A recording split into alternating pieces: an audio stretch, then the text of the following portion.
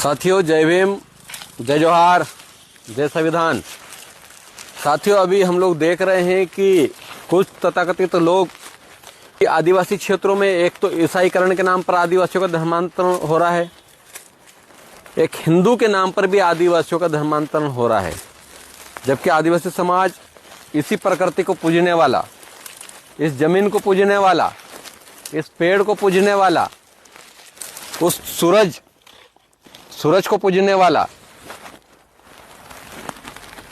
चांद को पूजने वाला, इन पत्थरों को पूजने वाला आज धर्म के जाल में कैसे जकड़ाता हुआ जा रहा है। आपको मैं बताऊं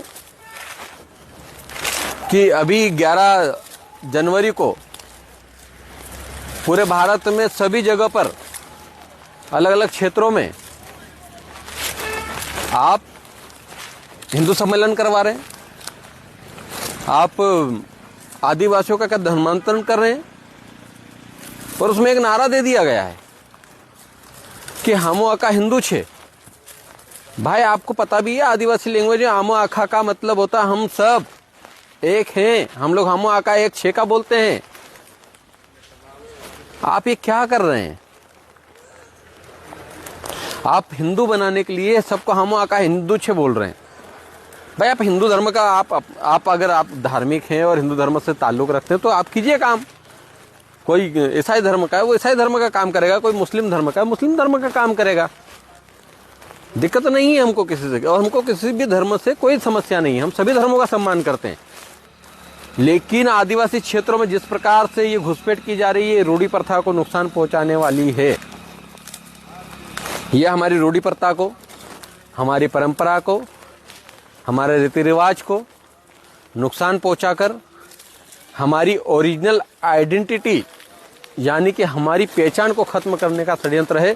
हमारे अस्तित्व पर खतरा है, हमारे पहचान पर खतरा है, और ये बिल्कुल भी नहीं होना चाहिए। हम लोग इसी बात की लड़ाई लड़ रहे हैं कि जब से देश आजाद हुआ तब से आदिवासियों की पहचान, अस्तित्व को खत्म किया गया। उसकी पहचान को मिटाने की कोशिश की गई। हमारे गांव में गांव की काकड़ हुआ करती तो उस काकड़ को खत्म कर दिया गया। हमारे गांव में बाबा देव होते थे, उस बाबा देव पर कब्जा अतिक्रमण कर लिया गया और हमको धार्मिक बना दिया गया। हम लोग इसी जल जंगल जमीन को पूजने वाले लोग, हम इसी पहाड़ को पूजने वाले लोग, यहाँ पर निकलती हुई नदियों को, कलकल बहती नदियों को पूजने वाले लोग, पता ही नहीं कब हिंदू बन गए, पता ही नहीं कब ईसाई बन गए, पता नहीं XYZ और भी धर्म में कहीं न कहीं चले गए। जबकि आदिवासी इस देश का मूल बीज, इसी धरती को सींचकर, इसी धरती के बीच अपने जरूरत के हिसाब से वहां से चीजें लेकर एक ऐसी व्यवस्था का निर्माण किया जो प्रकृति पूजक के साथ साथ प्रकृति का संरक्षण करने वाला समाज बना। और आज भी प्रकृति की अगर सबसे ज्यादा रक्षा करता है तो वो आदिवासी समाज है। उसमें भी आदिवासियों को आपस में बांटने के लिए भील बिलाला बारेला पटलिया कर दिया गया। जब जब हम आदिवासी के नाम पर एक होने लगे तो ऐसे ही धार्मिक षड्यंत्र करके पहले हमारे देवी देवताओं पर कब्जा करके उन पर अतिक्रमण किया गया, और अभी जल जंगल जमीन को खत्म करके वहां से भी आदिवासियों को उजाड़ कर उनकी जमीनों पर कब्जा करने की कोशिश की जा रही है। और अब उनकी पहचान को मिटाने के लिए गांव गांव में सम्मेलन करवाए जा रहे हैं।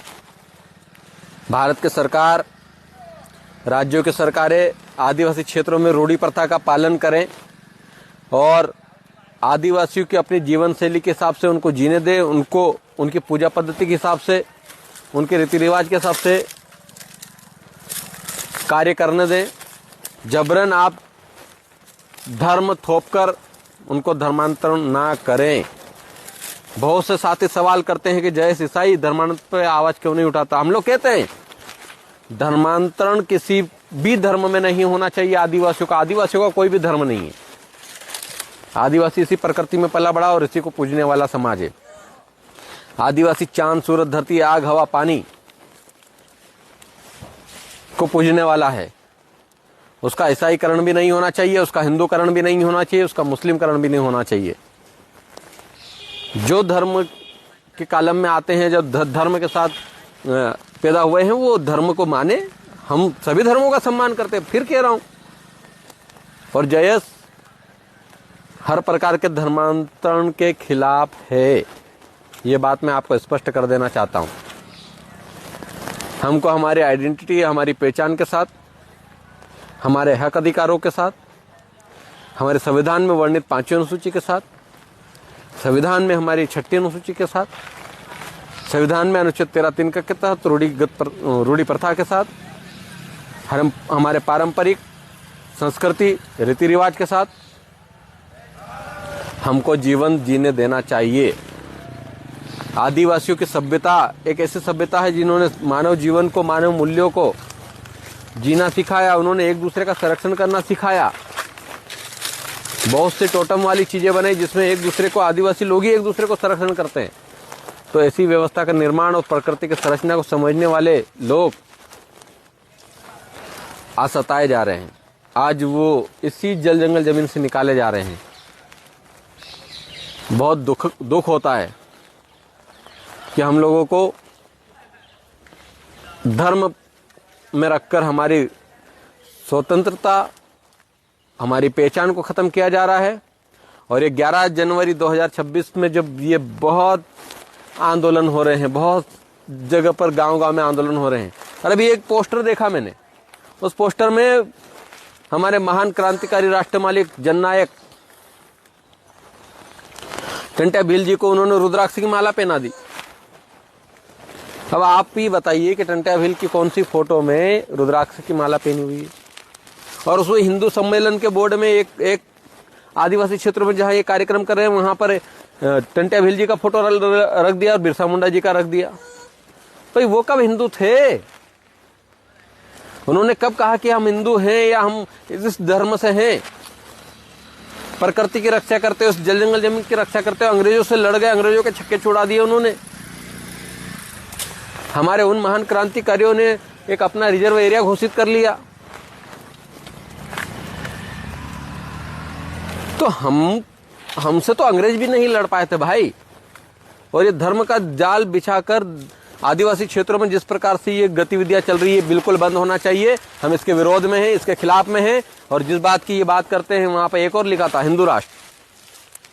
हमने पहले ही कहा और इस वीडियो में फिर कह रहा हूं कि ये हिंदू राष्ट्र की बात नहीं कर रहे हैं। ये लोग ब्राह्मण राष्ट्र की बात कर रहे हैं और हम ब्राह्मणवाद के खिलाफ हैं। हमको ब्राह्मणों से कोई दिक्कत नहीं है। ब्राह्मण समाज में भी बहुत अच्छे लोग हैं, लेकिन ब्राह्मणवाद बिल्कुल भी नहीं चलेगा, मनुवाद बिल्कुल भी नहीं चलेगा। भारत संविधान से चलता है। संविधान की ताकत बाबा साहब डॉक्टर भीमराव अम्बेडकर साहब का लिखा हुआ संविधान आज हमारे भारत देश में लागू है। और उसी से पूरे भारत देश का सिस्टम, कार्यपालिका, विधायिका, न्यायपालिका संचालित होती है। और इसी का अनुसरण करने वाले हम लोग हैं। इसीलिए कलम और कागज की लड़ाई लड़ने वाले हम लोग हैं।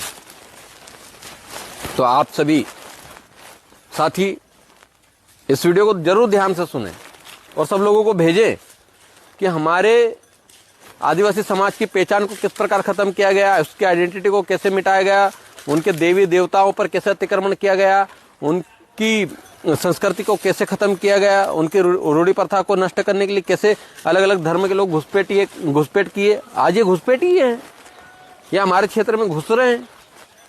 और उस क्षेत्र में घुसने के बाद कर क्या रहे हैं? धर्मांतरण।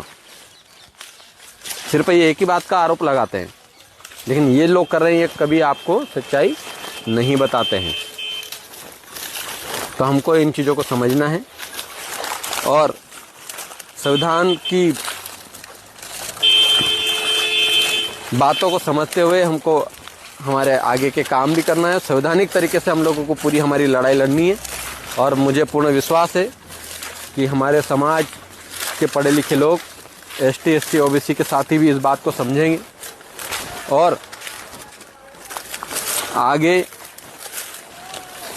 हम लोग जल जंगल जमीन बचाने की लड़ाई को, हमारे हक अधिकारों की लड़ाई को, 5वीं अनुसूची की लड़ाई को हम जरूर मजबूती के साथ लड़ेंगे। और जय आदिवासी युवा शक्ति जयस, हमारा जयस का ही एक छात्र संगठन, जयस छात्र संगठन पूरी ताकत के साथ इस मुहिम को पूरे भारत देश में चला रहा है। अलग अलग राज्यों में, मध्य प्रदेश में तो ताकतवर है ही है, लेकिन अलग अलग राज्यों में भी पूरी ताकत के साथ हम लोग इस मुहिम को चला रहे हैं। और आप सभी भी साथ दीजिए, आप सभी हम लोगों से जुड़िए। आपको अगर मुझसे जुड़ना है तो मेरा मोबाइल नंबर मैं बता रहा हूँ, 9993-411-623। आप सभी 9993-411623 आप इस नंबर पर